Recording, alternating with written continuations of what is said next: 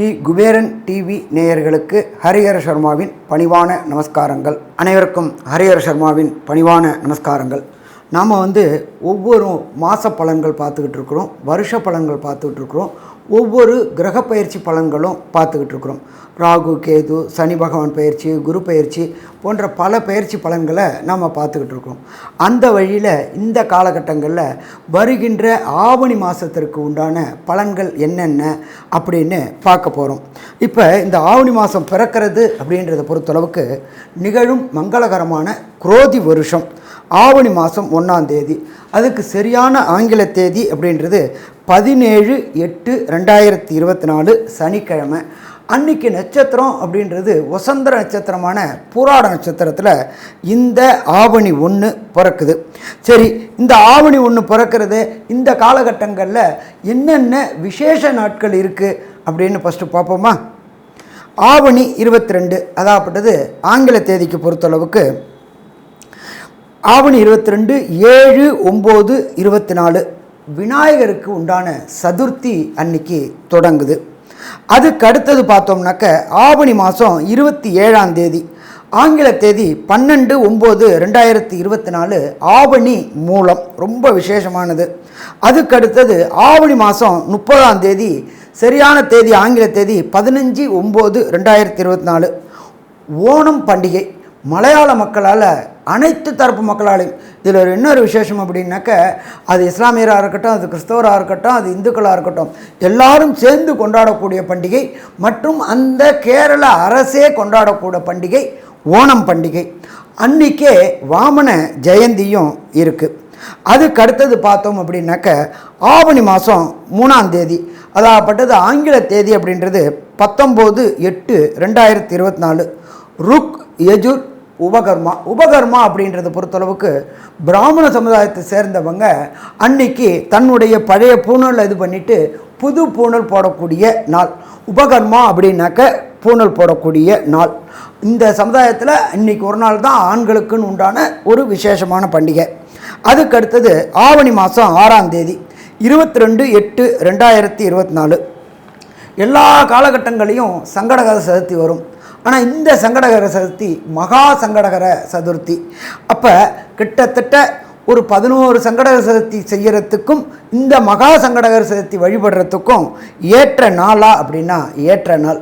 இதோட ரொம்ப விசேஷம் அப்படின்னு பொறுத்தளவுக்கு எல்லாரோடைய கனவும், அது ஆணாக இருக்கட்டும், அது பெண்ணாக இருக்கட்டும், யாருக்கும் இருக்கிற கனவு அப்படின்ற பொறுத்தளவுக்கு ஒரு காணினாலும் சொந்த வீடு இருக்கணும், சொந்த மண்ணோட வீடு இருக்கணும் அப்படின்ற எண்ணம் உள்ளவங்க நம்மளுடைய பாரத மக்கள். அவங்களுக்கு இந்த காலகட்டங்களில் வாஸ்து செய்ய உகந்த நேரம் இன்றைக்கி தான். அதாவது 22/8/2024. அதுவும் வாஸ்து செய்ய உகந்த நேரம், பரம பவித்திரமான நேரம் அப்படின்னு சொல்கிறது 2:31 4:01 வரலும் இந்த வாஸ்து செய்யக்கூடிய நாள். எப்பொழுதுமே இந்த வாஸ்து நாளில் நம்ம என்ன பூஜை தொடங்கினாலும், வீடு கட்டுறதுக்கு உண்டான பூஜையோ இல்லை அபார்ட்மெண்ட் வாங்குறதுக்கு அட்வான்ஸ் கொடுக்குறோமோ, எது கொடுத்தாலும் அது தடையின்றி தாமதமின்றி முடியும். வீடு கட்டும்போது நம்ம பெரும்பாலும் பொறுத்தளவுக்கு லோன் போட்டு கட்டுவோம். ஒரு சில பேருக்கு பார்த்தா ஆரம்பித்து ஒரு 2-3 மாதத்தில் லோன் சேங்ஷன் ஆகாமல் வீடு நிற்கக்கூடிய வயல் வரும். அதே போல் ஒரு சில பேருக்கு தேவையற்ற சங்கடங்கள் வீடு நிப்பாட்ட வேண்டி வரும். ஆனால் இந்த வாஸ்து நாள் அன்னைக்கு நாம் இந்த நேரத்தில் பரம பவித்திர நேரமான 2:31 4:01 பூஜை போடணும். பூஜை போடுறது எப்போதுமே மனைக்கு பூஜை போடணும்னாக்க வடக்கும் கிழக்கும் சந்திக்கிற இடத்துல 1க்கு 1 1 அடி நீளம், 1 அடி அகலம், 1 அடி ஆழம் வச்சு வாஸ்து பகவான் நித்திரை விடுற நேரத்தில் அந்த மண்ணுக்குண்டான பூஜை போடுறோம். அப்போ அந்த மண்ணுக்குண்டானது அப்படின்னு பொறுத்தளவுக்கு ஒரு சில மண்ணில் பிரேத சாபம் இருக்கும், பூத சாபம் இருக்கும். இது எல்லாம் விலகக்கூடியது அந்த ஈசான்யத்தில் நாம் போடக்கூடிய பூஜை. அதை தவிர ஒரு சில பேர் பொறுத்தளவுக்கு 8 திக்கும் வெத்தலை வச்சு பிண்டம் வைப்பாங்க பூத பிரேத சாபங்கள் விலகிறதுக்காக. அதுவும் வைக்கக்கூடிய நாள் அது. அதுக்கு அடுத்தது பார்த்தோம்னாக்க ஆவணி மாதம் 20ஆம் தேதி சரியான ஆங்கில தேதி 5/9/2024. இதில் ருக், யஜுர், சாம, அதர்வண வேதம்னு 4 வேதங்கள் இருக்குது. அதில் சாம வேதத்தை சேர்ந்தவங்க யஜுர் உபகர்மா கொண்டாடக்கூடிய காலகட்டங்கள் அப்படின்றது 5/9/2024. ஸோ இப்போ இத்தனை பண்டிகைகளும் இத்தனை விசேஷங்களும் இந்த ஆவணி மாதத்தில் இருக்குது. சரி, இதை தவிர நம்ம இப்போ பார்க்க போகிறது ஆவணி மாதம் பிறக்கக்கூடிய 1ஆம் தேதி அப்படின்றது 17/8/2024 சனிக்கிழமை. கிரக நிலவரம், அதாவது கோல் சாரம், அன்றைய தினம் கிரக நிலவரம் என்னென்ன இருக்குன்னு பார்க்கலாமா? ரிஷபத்தில் குரு பகவானும் செவ்வாய் பகவானும் சேர்ந்து இருக்கிறாங்க. அதை தவிர கர்க்கடகத்தில் புத பகவான் இருக்கார். ஆவணி மாதத்துக்கே உண்டான சிம்ம மாதம் அப்படிம்போம். சிம்ம மாதத்தில் சூரிய பகவான் சிம்மத்திலேயே இருக்கார், கூட சுக்கிர பகவானும் சேர்ந்து இருக்கார். இதை தவிர காலபுருஷ தத்துவத்தின்படி 6வது ராசியான கன்னியா ராசியில் கேது பகவான், ஞானக்காரகனான கேது பகவான் இருக்கார். இதை தவிர கும்பத்தில் சனி பகவான் வக்ர நிலையில் இருக்கார். வக்ர நிலை அப்படின்றது பலம் இழக்கக்கூடிய நிலை. இந்த வக்ர நிலை அப்படின்றது சற்றேறக்குறைய ஒரு 114 நாள் இருக்கிறாரு. அந்த 114 நாளில் இந்த நாளும் அதில் இருக்கிறாரு. வக்ரம் அப்படின்னா பலம் இழக்கக்கூடிய நாள். சனி பகவான் பலம் இழந்தாக்க நமக்கு நல்லதா? நமக்கு நல்லது. அதுக்கு அடுத்தது காலபுருஷ தத்துவத்துப்படி 12வது ராசியான மீன ராசியில் எம்பெருமான் ராகு பெருமான் கோதண்ட ராகுவா வீற்றிருக்கிற நாள். அந்த நாள் அதாவது ஆவணி மாதம் 1ஆம் தேதி தொடங்கக்கூடிய நாள். ஸோ இந்த காலகட்டங்களில் இந்தந்த கிரகங்கள் இந்தந்த கட்டங்களில் இருக்காரு அப்படின்னு பார்த்தோம். சரி, இப்போ இந்த ஆவணி மாதத்தில் பொறுத்தளவுக்கு ஒவ்வொரு ராசிக்கும் என்னென்ன நற்பலன்கள், என்னென்ன கெடுபலன்கள், இதை தவிர என்னென்ன தினங்கள் தவிர்க்க வேண்டிய தினங்கள். தவிர்க்க வேண்டிய தினங்கள் அப்படின்றது சந்திராசிரம தினங்கள் என்னென்னைக்கு அப்படின்னு பார்ப்போம். அதே போல் ஒரு சில பேருக்கு ஜாதக ரீதியாக, தனிப்பட்ட ஜாதக ரீதியாக தசாநாதனும் புத்திநாதனும் அந்தரநாதனும் சூட்சுமநாதனும் சரியில்லாமல் இருந்தால் மேற்கண்ட பலன்கள் கிடைக்காமல் இருக்கும். அப்போ அந்த பலன்கள் கிடைக்கிறதுக்கு என்ன கோயிலை வழிபட்டால் சிறப்பாக இருக்கும்னு பார்ப்போமா? அன்பான ரிஷபராசி அன்பர்களே, உங்களுக்கு இந்த ஆவணி மாதம் எப்படி இருக்குன்னு பார்க்கலாமா? பிறக்கும் பொழுதே உங்களுடைய ராசியில் குரு பகவானும் செவ்வாய் பகவானும் சேர்ந்து குரு மங்கள யோகம் பெற்றிருக்கிறார். எப்போ எந்த ஒரு ஜாதகருக்கு குரு மங்கள யோகம் இருக்கோ அப்போ வெற்றி வெற்றி வெற்றி, விஜயி பவ அப்படின்னு சொல்லுவோம்ல, வெற்றி கிடைக்கும்னு. கண்டிப்பாக வெற்றி கிடைக்கும். இப்போ கடந்த காலகட்டங்களில் ஆடி மாதத்தில் கஷ்டப்பட்டுக்கிட்டு இருந்த ரிஷபராசி அன்பர்களுக்கு குருவும் செவ்வாயும் சேர்ந்து ராசியிலேயே இருக்கிறதுனால கடந்த காலகட்டங்களில் இருந்த உடல் நலத்தில் இருந்த தொந்தரவுகள் அத்தனையும் விலகக்கூடிய காலகட்டம். எப்போ ஒருத்தனுக்கு மனிதனுக்கு உடல்நல தொந்தரவு விலகினாலே பாதி பிரச்சனை தீர்ந்த மாதிரி. சரி, அதுக்கு அடுத்தது 2ஆம் இடம் அப்படின்றது வாக்குஸ்தானம். வாக்குஸ்தானத்துக்கு உண்டான புத பகவான். நம்ம புத பகவானை எப்போதுமே என்ன சொல்லுவோம்? அனலைசிங் பிளானட், அதாகப்பட்டது வருங்காலத்தை கணிக்கக்கூடியவர் புதன். அனலைசிங், இது ட்ரேடிங்கு, ஸ்பெக்குலேஷன்ஸு, ரேஸு, ஜோதிட சாஸ்திரம், விஞ்ஞானிகள், அதே போல் பட்டய கணக்கர்கள், இவங்க எல்லாருக்குமே உதவக்கூடியது புத பகவான். அந்த 2ஆம் இடத்து அதிபதி 3ஆம் இடத்துல வலுவாக இருக்கிறார். அப்போ நீண்ட நாட்களாக ரிஷபராசியை சேர்ந்த அன்பர்களுக்கு திருமணம் தடையும் தாமதமும் ஏற்பட்டுக்கிட்டே வந்துட்டு இருந்துச்சு. எதனால் திருமணம் தடை தாமதம் ஏற்படுது அப்படின்னே தெரியாமல் இருந்த ரிஷபராசி அன்பர்களுக்கு கண்டிப்பாக இந்த ஆவணி மாதத்தில் திருமணம் கண்டிப்பாக நிச்சயமாகக்கூடிய வாய்ப்புகள் உண்டு. மோஸ்ட் ப்ராபர்லி இந்த இயர் எண்டுக்குள்ளார திருமணமே கைகூடக்கூடிய வாய்ப்புகளும் உண்டு. இதை தவிர 3ஆம் இடம் அப்படின்றது நம்ம ஜோதிட சாஸ்திரத்தில் சொல்கிறது கம்யூனிகேஷன் பாவம் அப்படிம்போம். கம்யூனிகேஷன் அப்படின்றது தகவல் தொடர்பு துறை. இப்போ ரிஷபராசிக்காரங்க ஏற்கனவே பார்த்தீங்க அப்படின்னாக்க தன்னுடைய தொழிலில் கண்டிப்பாக ஒரு ஸ்பெஷலைஸ்டாக இருப்பாங்க. அதே போல் விசுவாசமாக இருப்பாங்க. அதே போல் விடாமுயற்சி கொண்டவங்களாக இருப்பாங்க. அவங்களுக்கு 3ஆம் இடமான கம்யூனிகேஷன் பாவம் வலுவாக இருக்கிறதுனால தொட்டதெல்லாம் தொடங்கக்கூடிய வாய்ப்புகளும் வச்சதுக்கெல்லாம் விடிவு கிடைக்கக்கூடிய வாய்ப்புகளும் இந்த காலகட்டங்களில் உண்டாகுமா? கண்டிப்பாக உண்டாகும்னே சொல்லலாம். அதை தவிர இந்த ஏர்டெல், ஜியோ நெட்வொர்க் சர்வீஸ் வச்சு நடத்துகிறவங்களும் சரி, அதில் வேலை செய்கிறவங்களும் சரி, தகவல் தொழில்நுட்பத்தில் வேலை செய்கிறவங்களும் சரி, வச்சு நடத்துகிறவங்களுக்கும் இந்த ஆவணி மாதம் எதிர்பாராத பணவரவும் எதிர்பாராத பதவி உயர்வும் கிடைக்கக்கூடிய மாதம் இந்த ஆவணி மாதம் அப்படின்னு சொல்லலாமா? கண்டிப்பாக சொல்லலாம். அடுத்தது 4ஆம் இடத்துல 4ஆம் இடத்து அதிபதியும் சுக்கிர பகவானும் சேர்ந்துருக்கிறாங்க. 4ஆம் இடம் அப்படின்றது ஜோதிட சாஸ்திரத்தில் சொல்கிறது மாத்ருஸ்தானம். மாத்ருவுக்கு இந்த காலகட்டங்களில் உடல் நலத்தில் இதுவரை இருந்த தொந்தரவுகள் அத்தனையும் விலகக்கூடிய காலகட்டங்கள். என்ன ஒன்று அப்படின்னாக்க 4ஆம் இடத்தை பிரகஸ்பதியான சனி பகவான் பார்க்குறாரு. அதனால் கொஞ்சம் உடல்நலத்தில் தொந்தரவு இருந்துக்கிட்டு பொருளாதாரத்தில் விரைய இருக்கும். மற்றபடி நபர் விரயங்கள் இருக்கிறதுக்கு வாய்ப்புகள் உண்டு. அதே போல் ரிஷபராசியை சேர்ந்த குழந்தைகளுக்கு படிப்பில் கொஞ்சம் கவனம் அதிகமாக தேவை. ஒரு ட்ரிப்புக்கு 4 ட்ரிப் படிங்க. ஏன்னு கேட்டிங்கன்னா எக்ஸாம் போகிற டயத்தில் பேப்பரே பிளாங்காக தெரியும், ஞாபக மறதி இருக்கும்.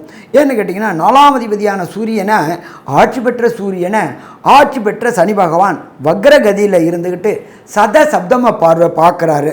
அதனால் கொஞ்சம் படிப்பில் கவனம் தேவை. அதே போல் இந்த ரிஷபராசியை சேர்ந்த அன்பர்கள் வண்டி வாகனங்களில் கண்டங்கள் ஏற்படக்கூடிய வாய்ப்புகள் உண்டு. அதனால் பொது போக்குவரத்தை பயன்படுத்துறது ரொம்ப சிறப்பாக இருக்குமா? சிறப்பாக இருக்கும். வேறு வழி இல்லை, நான் என்னுடைய வண்டியை தான் எடுத்துகிட்டு போகணும் அப்படின்னு நினைக்கக்கூடிய அன்பர்கள் வண்டியில் எதவா போகிறது, பொறுமையாக போகிறது ரொம்ப ரொம்ப நல்லதா அப்படின்னா ரொம்ப ரொம்ப நல்லது. அதே போல் இந்த ரிஷபராசி அன்பர்கள் திருமணமாகி ரொம்ப வருஷமாக சந்தான பாக்கியமே கிடைக்கல அப்படின்னு நினச்சிட்டு இருந்த அன்பர்களுக்கு உங்களுடைய ராசியிலேயே புத்திரக்காரகனான குரு பகவான் இருந்து அவரே 5ஆம் பார்வையாக பார்க்குறார். அப்போ கடந்த காலகட்டங்களில் அபாஷன் நடந்துகிட்டு இருந்துச்சு திருமணமாகி அந்த பெண்களுக்கு. அப்போ இந்த பிரகஸ்பதி குரு பார்க்கும்பொழுது அந்த அபாஷன் தவிர்க்கப்பட்டு நல்லபடியாக சந்தான பாக்கியம் என்கின்ற வம்சம் விருத்தி கிடைக்கக்கூடிய வாய்ப்புகளும் உண்டு.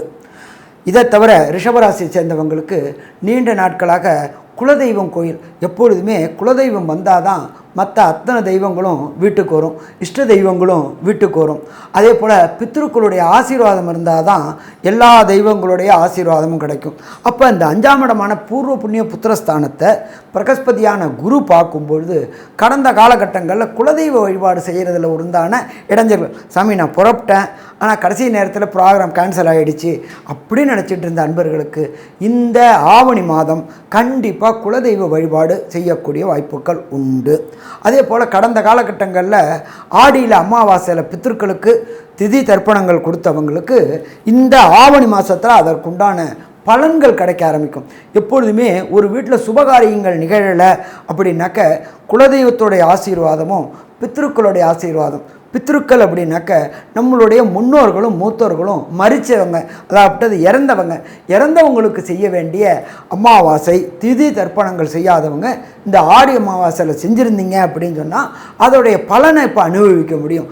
ஆடி பிறந்து ஆவணி வரும்பொழுது பிறக்கும் பொழுதே வீட்டில் சுபகாரியங்கள், அதாவது சுபகாரியங்கள் அப்படின்றத பொறுத்தளவுக்கு திருமணம் நடைபெறுறது, வண்டி வாகனம் வீடு வாங்கிறது, குழந்தைகளுடைய படிப்புக்கு உயர்கல்விக்காக வெளியூர் வெளிமாநிலம் வெளிநாடு அனுப்புறது, குலதெய்வ வழிபாடு செய்கிறது, அத்தனையும் இந்த ஆவணி மாதத்தில் தொடங்கக்கூடிய வாய்ப்புகள் மிக மிக அதிகம்னே சொல்லலாம். அதே போல் ரிஷபராசியிலேயே குரு பகவானும் உங்களுடைய ராசியுடைய 7ஆம் அதிபதியான செவ்வாய் என்கின்ற மங்கள பகவானும் இருக்கிறதுனால திருமணம் தடை தாமதம் ஏற்பட்டுருக்கு. எப்பொழுதுமே பிரகஸ்பதியான குரு பகவான் 7ஆம் இடத்தை பார்த்துட்டார் அப்படின்னாக்களே திருமணம் கைகூடக்கூடிய வாய்ப்புகள் உண்டு. அதை தவிர 7ஆம் இடத்த அதிபதியான செவ்வாய் பகவானும் சப்தம பார்வையாக அதே 7ஆம் இடத்தை பார்க்கறதுனால கண்டிப்பாக இந்த ஆவணி மாதத்தில் நிச்சயதார்த்தம் ஏற்படக்கூடிய வாய்ப்புகள் மிக மிக அதிகம். அதே போல் கடந்த காலகட்டங்களில் உங்களுடைய 7ஆம் அதிபதி அதாப்பட்டது தொழில் பார்ட்னர்களால் சின்ன சின்ன காரியங்கள்னால ஏமாற்றப்பட்டுக்கிட்டு இருந்தீங்க. அந்த ஏமாற்றங்கள் அத்தனையும் பிரகஸ்பதியான குரு பார்க்கறதுனாலையும் 7ஆம் இடத்ததிபதியான செவ்வாய் பார்க்கறதுனாலையும் கண்டிப்பாக விலகக்கூடிய வாய்ப்புகள் உண்டு. இதை தவிர பார்த்தோம் அப்படின்னாக்க அங்காரகன் அப்படின்றது நிலத்துக்கு அதிபதி. அவர் 4ஆம் பார்வையாக 4ஆம் இடத்தை பார்க்குறார்.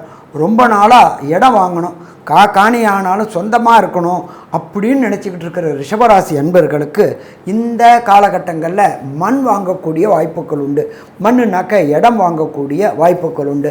இடம் வாங்கி வரக்கூடிய 22ஆம் தேதி வாஸ்து பகவான் நித்திரை விடுற நாள், அப்பயே பூஜையை போட்டு தொடங்கிட்டோம் அப்படின்னு சொன்னாக்க கண்டிப்பாக வெற்றி கிடைக்கக்கூடிய வாய்ப்புகளும் உண்டு. ஜோதிட சாஸ்திரத்துப்படி 10ஆம் இடம் அப்படின்றது ஜீவனஸ்தானம் அப்படிம்போம்.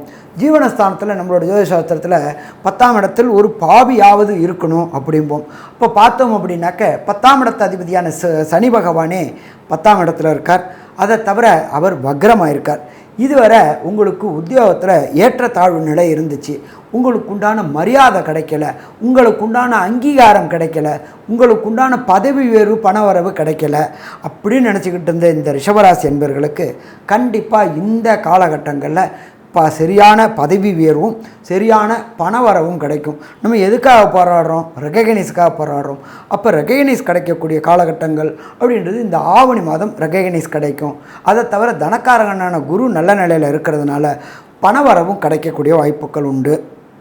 இதை தவிர பார்த்தோம் அப்படின்னாக்க 11ஆம் இடம் அப்படின்றது ஜோதிட சாஸ்திரத்தில் லாபஸ்தானம்னு பேர். 10க்கும் 11க்கும் 9, 10, 11க்கு தொடர்பு வருது. தர்ம கர்மாதிபதி யோகம்னு பேர். கிட்டத்தட்ட இந்த தர்ம கர்மாதிபதி யோகம் இருக்கும் பொழுது படித்த படிப்புக்கு உண்டான வேலை கிடைக்கக்கூடிய வாய்ப்புகள் உண்டு. அதை தவிர படித்த படிப்புக்குண்டான வேலையில் அங்கீகாரம் கிடைக்கக்கூடிய வாய்ப்புகள் உண்டு. அதே போல் திடீர் பண வரவுகள் ஏற்படக்கூடிய வாய்ப்புகளும் உண்டு. 11ஆம் இடத்துல ராகு அப்படின்றது, ராகு அப்படின்னாலே பிரம்மாண்டம் பிரம்மாண்டம் பிரம்மாண்டம், லாட்ரி, ரேஸு, ஸ்பெக்குலேஷன், இதுக்கு எல்லாத்துக்குமே அதிபதி ராகு. அவரும் 11ஆம் இடமான லாபஸ்தானத்தில் இருக்கார். அவருக்கு இடம் கொடுத்தவர் குரு. எப்பொழுதுமே ராகு கேதுக்களுக்கு பொறுத்தளவுக்கு தனி வீடு கிடையாது. எந்த வீட்டில் இருக்கிறாங்களோ அந்த வீட்டு அதிபதியோட வேலையை செய்யக்கூடியவங்க. அப்போ ராகுக்கு இடம் கொடுத்தவர் குரு பகவான். குரு பகவான் அப்படின்றது தனக்காரகன். தனக்காரகனோட வீட்டிலேயே ராகு இருக்கிறதுனால, கோதண்ட ராகுவாக ஆகிறதுனால திடீர் பணவரவுகள் கிடைக்கக்கூடிய வாய்ப்புகள் உண்டு. எதிர்பாராத இடத்துல உள்ள பணவரவுகள் கிடைக்கக்கூடிய வாய்ப்புகள் உண்டு. அதே போல் உங்களுடைய பூர்வ புண்ணிய புத்திரம், அதாவது உங்களுடைய தாத்தன், பாட்டன், பூட்டன் வழியில் இதுவரை இருந்த லிட்டிகேஷன்ஸ், பூர்வ புண்ணிய சொத்தில் இருந்த லிட்டிகேஷன், கோர்ட்டு, வம்பு வழக்கு அத்தனையும் விலகி உங்களுக்கு அந்த லாபத்தை அனுபவிக்கக்கூடிய வாய்ப்புகளும் இந்த காலகட்டங்களில் உண்டா, கண்டிப்பாக உண்டுன்னே சொல்லலாம். ஸோ மொத்தத்தில் பார்த்தோம் அப்படின்னு சொன்னாக்க ரிஷபராசிக்கு பொறுத்தளவுக்கு ஆனந்தமான மாதம் ஆவணி மாதம்னு சொல்லலாமா? கண்டிப்பாக ஆனந்தமான மாதம் ஆவணி மாதம்னே சொல்லலாம்.